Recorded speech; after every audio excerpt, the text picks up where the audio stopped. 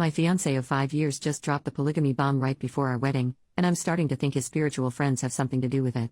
This situation is just so strange and uncomfortable, and wherever I turn to support, I always get brushed off with "it's not a big deal" or "well, he just asked," and I lack any real support or validation.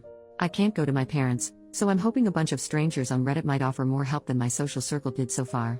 I, 28 female, and my fiancé John, 28 male, have been together for, as the title says, about 5 years. To understand the dilemma, I need to give you some background. We both came from very religious backgrounds, though it affected both of us very differently. John became a problem child, running away, causing problems, and eventually finding a crowd his parents would not approve of. Most of the members of this group were a part of the LGBTQ+, smoked pot, engaged in protests, and were either atheist or practiced different religion. Although some of the members since have left, this crowd became his current friend group. I won't go into details about each and every one of them, but the main ringleaders are Alex, 35 non-binary, and Avery, 33 male. From what I understand, they collected damaged people, as John jokingly said one day, and let them couch surf when things got rough. Alex is some sort of a Nepo baby and Avery works in IT, or something like that.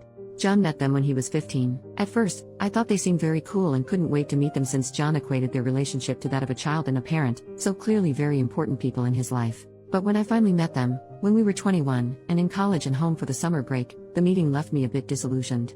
Alex was catty and had snide remarks since I wasn't LGBTQ+ or anything, at most bi-curious, and Avery treated me like a child, but John said they always need to break new people in, so I tried to think positive and did my best to impress them with what I was studying and what my plans for the future are, both regarding me personally and my relationship. But the more I talked, the more they seemed to disapprove of me. Despite the strange meeting, John seemed ecstatic to see them again, and gushed about how much they liked me, so I kept my mouth shut and just nodded along. Now, to understand a bit deeper on who Alex and Avery are, in the town they live in, they're something like local celebrities.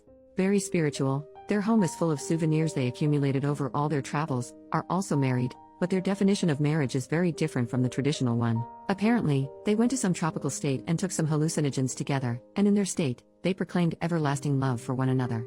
Quite a wild concept for someone like me, but I learned to be more open-minded since I left for college.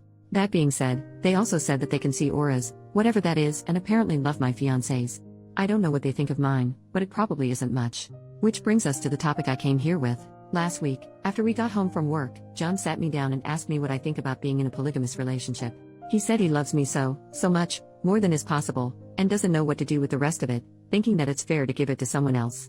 I, on the other hand, don't have a limit on how much I can love him, so I said no, and that was that. However, the question has been plaguing my mind ever since. If you knew John just a fraction, you'd know he researches about things long before he actually commits to anything, any lifestyle or relationship changes, whatever. This makes me think that he has already thought about it for a while, and that he also consulted Alex and or Avery about this. I don't want to villainize them, but I know, for a fact, they're not in a monogamous relationship, and they clearly don't like me as the rest of their little group. Again, I don't want to point fingers, and I won't ask John to show me his messages with them unless I have solid proof that isn't just a gut feeling, but I just have this horrible feeling that they, somehow, pulled in John.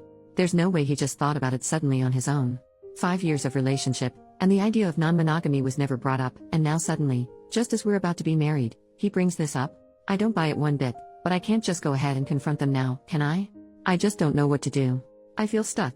At home, I pretend everything is fine since my group of close friends told me that I'm just overthinking, and I believed it for a while, but whenever I look at John, all I can think of is, he thinks there's a cap on how much he can love me, and he wants to love someone else. I want to deal with this, but I don't know how. If I bring it up with John, he'll just brush it off as well, or he'll think I'm cheating or don't trust his friends. I worked hard to get their approval, and I know for a fact John shares everything with them. He wouldn't keep this for himself. I just hope that someone here can give me pointers on how to proceed. Thanks. Update. I figured I'd update when something major happens, and I think this is it. But before I get ahead of myself, let me fill in some blanks in my story. Me and John came from similar backgrounds, but my family was a bit less strict, allowing me to go to college since I had great grades. The plan for me was to move back after getting a degree, finding a job, a husband, and living the traditional life, which, obviously, didn't happen because I met John, who literally changed the trajectory of my life. After a year, I switched from my first major to one I liked more, and it's been a while since I contacted my parents. They didn't approve, of course, but with John's help, I didn't give in to their demands to come back. Now they know I'm getting married and are invited, but the last time we spoke was about 2 months ago. John has completely no contact with his parents since 18. I didn't talk about the friend group in more detail at first since I didn't think they were that important, but they do like me. At first, they were obviously a bit unsure since to them, I was a cishet white passing woman, but they warm up to me and I'm proud to call them my friends. The only people who didn't fully accept me are Avery and Alex, and since me and John got together officially, they tend to call me the wife in this strange, almost derogatory manner. It's not an important detail, but it gets on my nerves. Lastly, John is aware that opening up the relationship would lead to me being intimate, physically or emotionally, with other people, but he said it's a great chance for me to explore my bi side, though I haven't expressed the desire to really be with a woman in a committed relationship of that magnitude. Now onto what happened. I shot a message to John 2 days ago that we need to talk. He works from home, I don't, so as soon as I got home, we sat down to have an in-depth conversation about his proposal. I think he knew what it's going to be about and I had the feeling he seemed almost guilty, but I ignored that and basically word vomited everything that's been on my mind. This is embarrassing because I wrote down most of what the comments advised and was prepared to have a mature discussion, but by the end of my easily 15-minute rant, I was in tears and he had to hold me, otherwise I'd crumble completely. The gist of what I said is that I'm hurt that he wants to screw other people and that he doesn't care that I'd screw other people too, that he believes there's a limit to how much he can love me and that I can't see where this all came from, that he just sprung this on me out of nowhere just a few months before we're to be wed. We tried to have a mature discussion, yes, but by the end, he was frustrated. He did apologize for making me feel less than, but said that my outlook on an open relationship is selfish. What it all boiled down to was that he feels he didn't have enough time to find himself before he committed to me, which is bullshit because he didn't show any signs of wanting more than I could offer. We were very happy throughout the 5 years. I really believed I met my soulmate. I realized that, since we were engaged, he seemed to talk more to his friend group, and by extension to Avery and Alex. Again, I don't want to paint them as these cartoonish villains, they're really interesting and all, but now I want nothing more than to scratch those self-absorbed, smug smiles off their faces. In the end, I demanded to see his phone, and he was shocked. We had a rule that we can see each other's phones, but we don't share passwords or anything since relationship is built on trust, and neither wanted to be a prison guard in the relationship.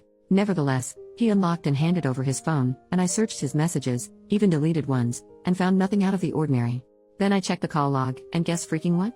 Hours-long calls to and from either Avery or Alex. I was fuming, and asked him what the hell does he need to discuss with them this long, and mind you, these dated months back. John eventually caved in and admitted it was them who brought up the idea of open relationship, but they also talked about everything else since they're such role models. John admitted that he started getting cold feet a while ago and needed a safe place to discuss this. I guess I, his wife-to-be, am not safe? Please make it make sense. Why even marry me, then? He promised we'd go to a couples counselor and fix all of this, his issues with marriage, the open relationship thing, the whole 9 yards, and that he'd book an emergency session with his therapist. That he loves me and wants nothing but to be with me. It was late, so we went to bed. Despite how messy this all sounds, I was a bit more reassured by this. I genuinely love him, even if my post doesn't reflect that very well. Though many people said to just leave, I want that to be the last resort. I was willing to jump through hoops to make this work. But guess who's the idiot? This morning, I woke up to an empty apartment, and a message on my phone from John, saying that he needs a few days to think this all over and needs space. He didn't say where he was going or when he'd come back. I called and messaged everyone I know, but no one can tell me where John is. I told him that he either comes back home in 24 hours, or this is over. As you can imagine, I'm a wreck.